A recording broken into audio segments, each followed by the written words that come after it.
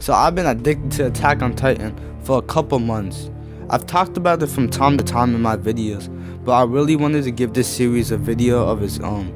But for real though, this series is like crack cocaine and drugs, bruh. Like, stop playing with me. Well, once you take a sip, like you're addicted. Stop playing. There's no turning back, bro. There's no turning back. I haven't been this obsessed with the show since Dragon Ball Z. It's because the world building of Attack on Titan, the characters, and everything in between is just amazing. But today, I really wanted to focus on the main character, because his character development is some of the best I've seen in a show, period. Oh yeah, by the way, there will be manga spoilers, so if you haven't read the manga, just wait until the anime catches up.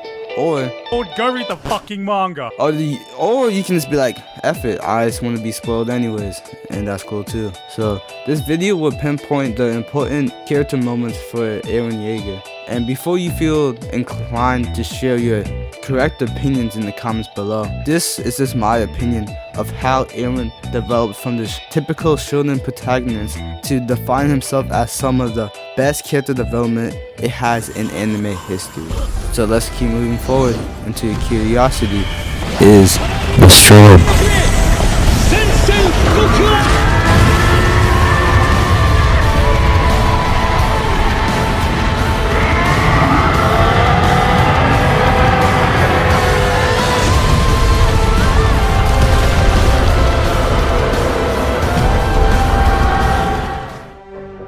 So Eren, at the start of Attack on Titan, his character has originally got a lot of hate for being typical and predictable, having the simple goal of wanting to kill all the Titan, and his hatred is justified when he saw his mom get eaten by one of the Titans. People might see this straightforward mentality as a bad thing, but many popular shows have the same thing. Naruto wants to be ninja president, Goku wants to be the strongest, and Deku wants to be a hero. This mentality is good to have in the main character because whatever path you decide to take, you know in the end that Naruto's going to be Hokage, or Deku's going to be a great hero. But it's never about the destination, but the journey itself. This is why we can relate with these characters so much. It's like it relates to real life situations as well. But the difference between these characters is when Eren finally kills all the Titans and reaches his goal, he's still not happy. He learns the truth.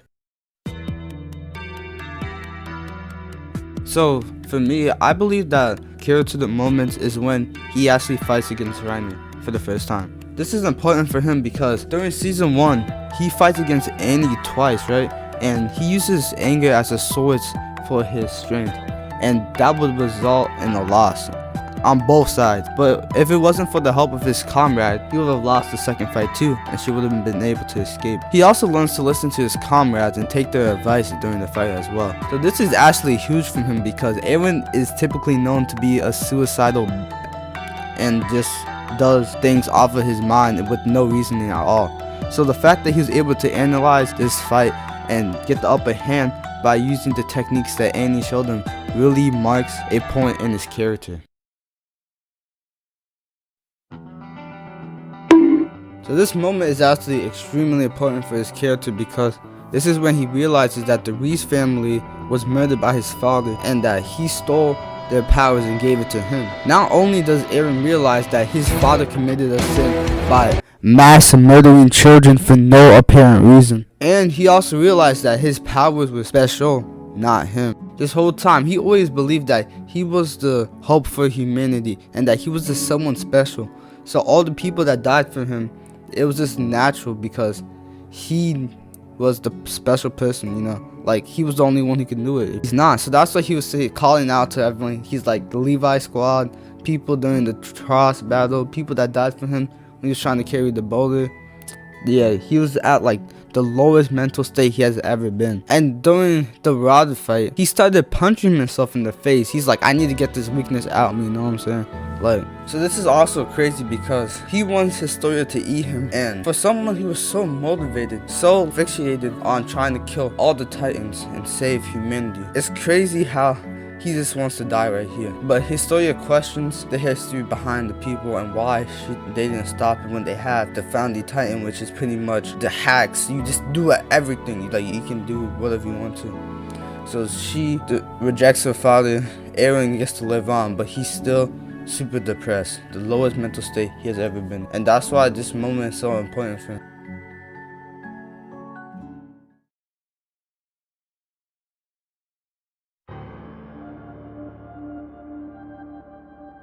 So when Eren finally learns the truth after reaching the basement and learning that there's people outside the walls, he realized that across the ocean, he always believed that there was freedom. When he finally got to visit the ocean, that he could finally have this freedom and peace. And maybe he could have lived with a family, he could have settled down, had some kids with, Mikasa and stuff. He realizes that everything he has been fighting for was a lie. He has been killing his own people this whole time. So then he looks at the sea and he says,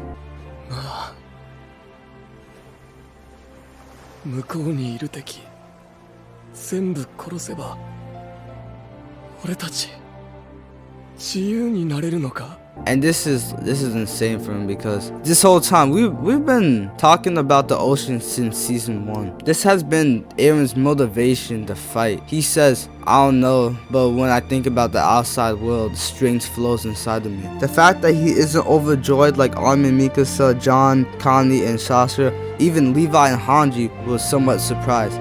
But when you see this man's face, he looks like he just finished an episode of Boruto, bro. He looks like he just finished Boruto episode 1, and look, that's his disappointment right there.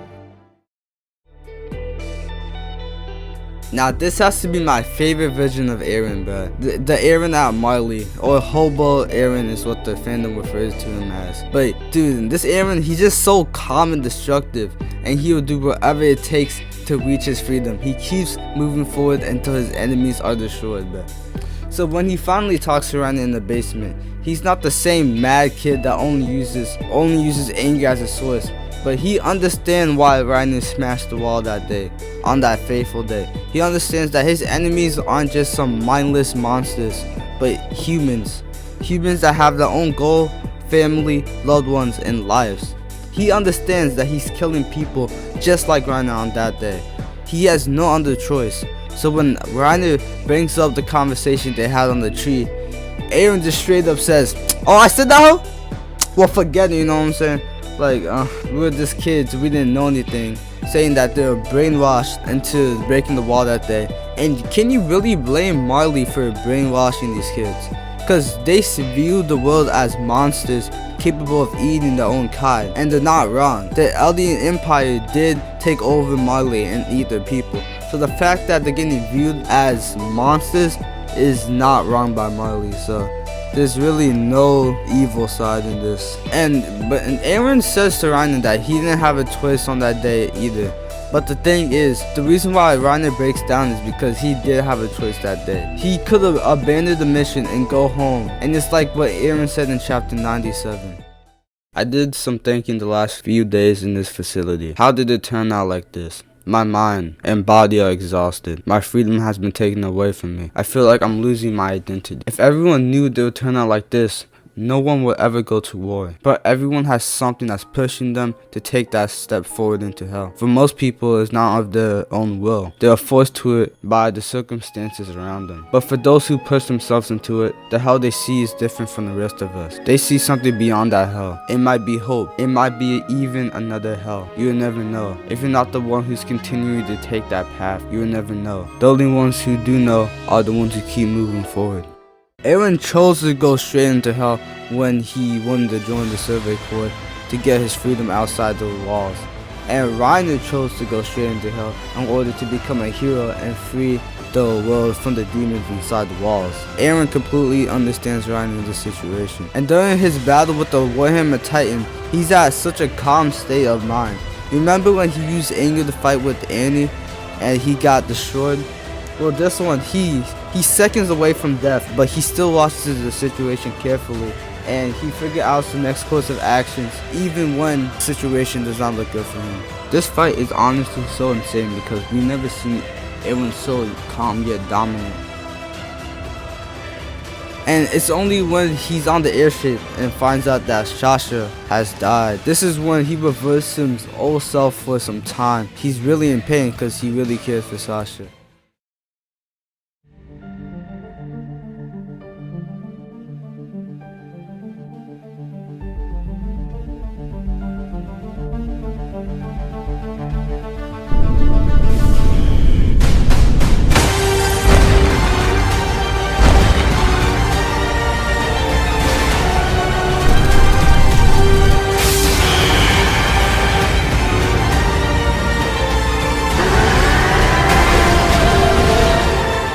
this is when Eren comes into contact with Zeke, right? This is a completely different Eren for us, the readers, but not for Eren himself. But still, I'm still gonna count it as his character development.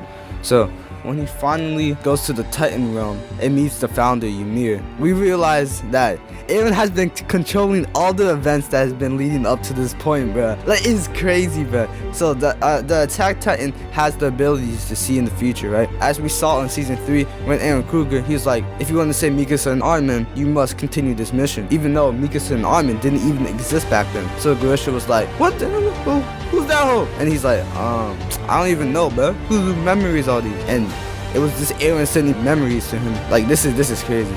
So when Eren kissed Historia's hand, he saw all the future memories. The craziest part is that he manipulated his own father. His own father is scared of his son. They'll let that sink in, you know what I'm saying? His father is scared of his own son, but Eren was like, what are you doing, Dad? Remember, are you just gonna let all your family die? For Dinah, for Kruger? Because you started the story now, didn't you? And then he goes and murders the Reese family. Because if future Eren didn't come down and tell him that, who wouldn't have knew that Grisha would have just sold, you know? He would have sold.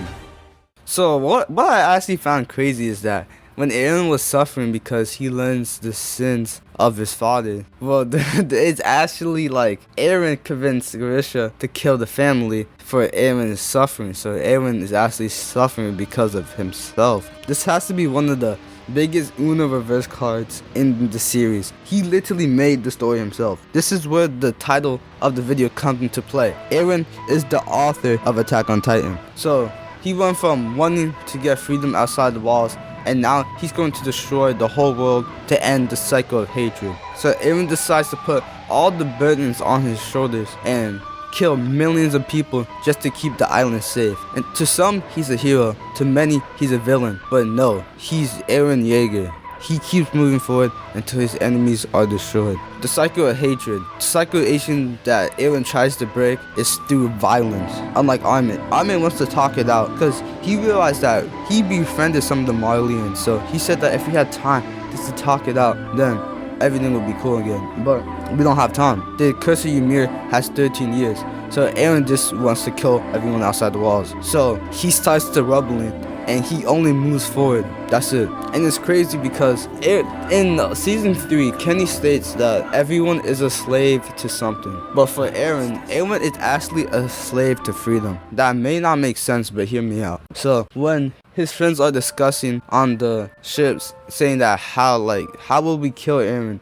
Because he's our best friend. Like, I don't have the willpower to kill one of my best friends I know for years. But then Eren sends them to the Titan realm, and he says that he will not stop the rumbling. You guys cannot talk him out of this. This is not Naruto. No talking no jutsu will work. He said that if you guys want to stop me though, go ahead, because you are free. Because Eren has the founding Titans in, like, it's active right now. So he could just take their memories, or he can just alter them so they can be like, yeah, let's support Eren. But no, he wants his friends to be free. So really, freedom is going to be his downfall. As we see in chapter 138, Mikasa cuts his head off. So he could have easily just convinced them to just turn back. But no, Eren cares for all his friends, so he wouldn't just take their memories away. So that's why he let them free and do whatever they needed to do of their own free will.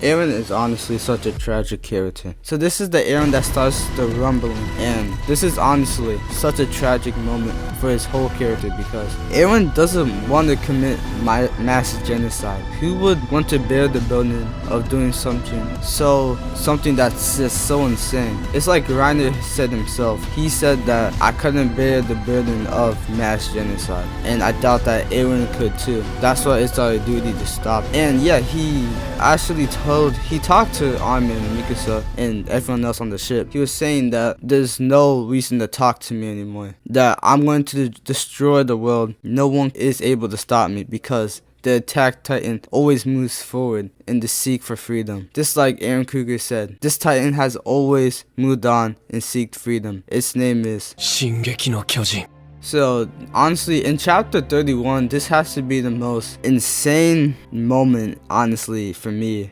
personally. It hit home really bad because we get these point of view of these kids, right? And these kids are just trying to save up money so that they can get some food, right? So they've been saving for a couple months, but then they hear the rumbling. So we go back to a flashback of Eren visiting Marley, and he's just in a mental battle with himself. He says, they're all going to die soon. I'm gonna kill them all. Yes, that's what's gonna happen. It must be that we can never find a way for purities to live. It's all going away. These homes, these people, these animals, these lives, these dreams. And then he sees a pregnant woman, and that reminds him of his mom. What would mom think? He's just at a constant battle with himself about whether to commit mass genocide or just to leave everyone alone and not bear the burden of such a insane fate. It's also like Mikasa, she had an alternate reality in chapter 138 where she told Eren, just leave everything, just leave the burden of everyone and just go off with her and live in peace for the rest of the 4 years. And now this reality is really peaceful. They didn't kill anybody, they just lived together. They went fishing, but the thing is that Historia is now in danger. Armin is looking for them, and they abandoned whole burden of the world. This is the only option Eren truly has, because it's like what Eren Kruger said in chapter 88. He said, there's no such thing as truth in this world. That is our reality. Anyone can become a god or devil. All it takes is for someone to claim it for it to be true. So what he's saying is that no one is just distinctly evil or distinctly righteous. It's just the reality of our world. So Eren understands this completely, and he understands that once Paradise and the Eldians become the oppressors again, the hatred of a person is gonna take charge and oppress the Eldians again. The cycle is going to continue forever unless if we stop the cycle of hatred by just killing everyone here. In order to bear that whole burden of destroying an entire race is honestly insane for Eren. So he's at a mental battle with himself, and that's why chapter 131 is just so insane for me, because he doesn't even want to do this. Who would want to commit genocide? And as he saves the boy, and the boy says thank you, and he said, it looks like the future doesn't change. I'm just like you, Ryan, a half-hearted piece of no, I'm not. I'm even worse than that. I'm sorry, crying. And then we cut to the boy in the present day, the rumbling just destroying his nation. And this has to be the most brutal panel shot in Attack on Titan, honestly. I can't even show it on YouTube because YouTube would be like, and just demonetize me. So he says, when I learned that humanity lived beyond the walls, I was disappointed. I wanted to wipe it all away. I'm sorry. Ever since I was born, before my eyes, there stood walls, flaming water, frozen plains, snow on sand. I'm sure that the outside world is way bigger than the ones inside the walls. Anyone who saw those things would be the freest person in the world. This is freedom.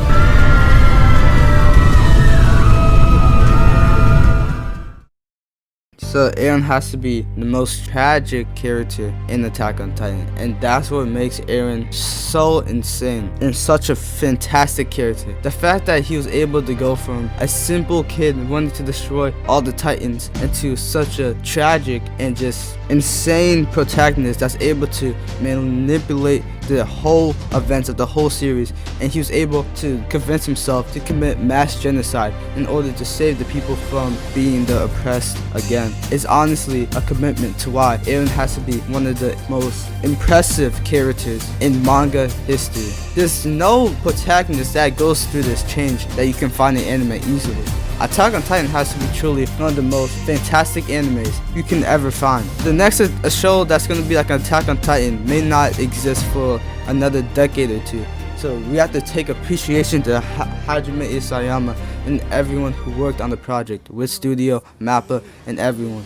This has to be one of the most special and amazing animes that has come, and hopefully we'll see and bring the message for kids generations and generations down the line. I thank you guys for watching so much. It means actually a lot to me, and I hope you guys enjoyed this video. It took me a while to make, and I'll see y'all in the next one. And if you want more anime content, then I'm down for it anytime. Just support this video by hitting a like, and hopefully we can get to 20 likes. That would mean so much to me. I'll see y'all. Peace.